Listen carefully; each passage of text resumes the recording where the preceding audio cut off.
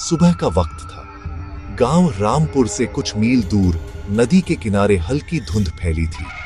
दो दोस्त अरुण और राजेश रोज की तरह मछली पकड़ने निकले, लेकिन जब नदी के पास गए तो कुछ ऐसा देखा जिसने दोनों के पैरों तले जमीन खींच ली। राजेश, देख, पानी का रंग लाल क्यों है? दोनों पास गए। पानी में दो लाशें बह रही थी। दो युवतियां जिनके चेहरे पहचान से बाहर थे, पर गहनों से लगा कि किसी बड़े घर की होंगी। दोनों ने दौड़ते हुए गांव में खबर फैला दी। गांव में हड़कंप मच गया। पुलिस आई और जांच शुरू हुई। लाशों की पहचान हुई। पास वाले गांव की दो सहेलियां, प्रिया और रीना। पुलिस ने सबसे पहले उन दोनों दोस्तों से पूछताछ की जिन्होंने सबसे पहले लाशें देखी, अरुण और राजेश। दोनों ने कहा कि वे तो बस मछली पकड़ने गए थे और उन्हें कुछ पता नहीं। इंस्पेक्टर शर्मा को दोनों का डरना अजीब लगा, पर कोई सबूत न मिलने से पुलिस ने ध्यान दूसरे शक के लोगों पर लगाया।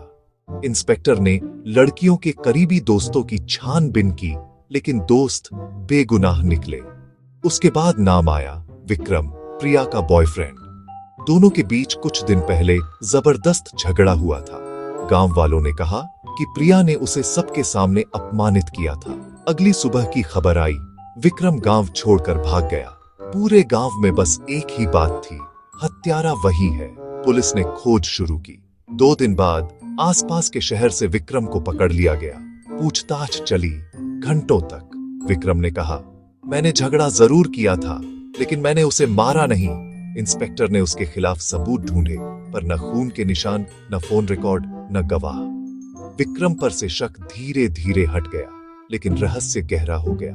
पानी के नीचे तीसरे दिन एक नया सुराग मिला।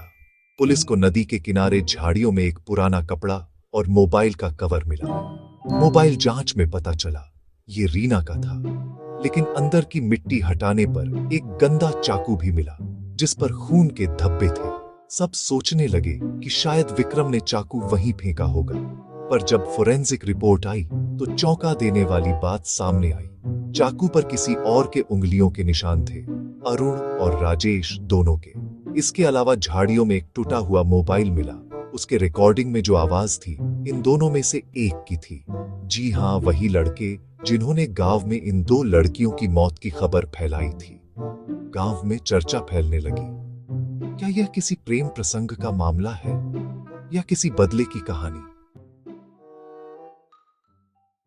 जांच में सारा मामला सामने आया। हुवियो की प्रिया और रीना कुछ दिन पहले अरुण और राजेश से किसी काम के सिलसिले में मिली थीं। दोनों लड़कियां गांव की महिलाओं को सिलाई सिखाने के प्रोजेक्ट पर काम कर रही थीं, और अरुण राजेश उनके लिए नदी के पार जमीन दिलाने की कोशिश कर रहे थे। पर एक दिन दोनों के बीच झगड़ा हुआ था। प्रिया ने पंचायत में अरुण पर झूठा सौदा करने का आरोप लगाया था।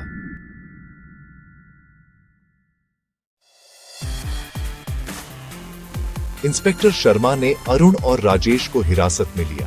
दोनों ने पहले सब नकारा, लेकिन फिर सच्चाई सामने आई। दरअसल प्रिया और रीना ने जमीन के सौदे में अरुण और राजेश की धोखाधड़ी पकड़ ली थी। दोनों लड़कियां पुलिस में शिकायत करने जा रही थीं।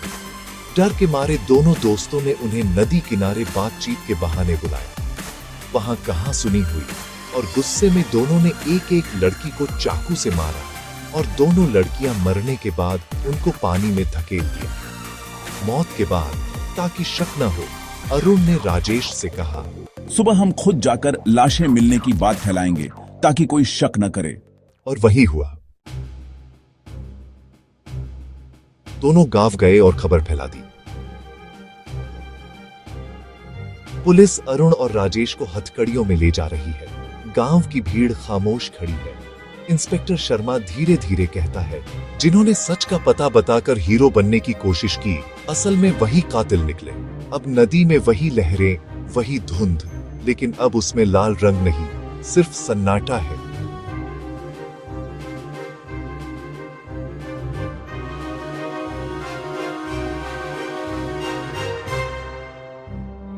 सच्चाई हमेशा छिपाई नहीं जा सकती। कभी कभी वही लोग जो सच की खबर लाते हैं, असल में उसे पैदा करते हैं। कहानी पसंद आए तो लाइक जरूर करें। मिलते हैं अगली कहानी में। Take care.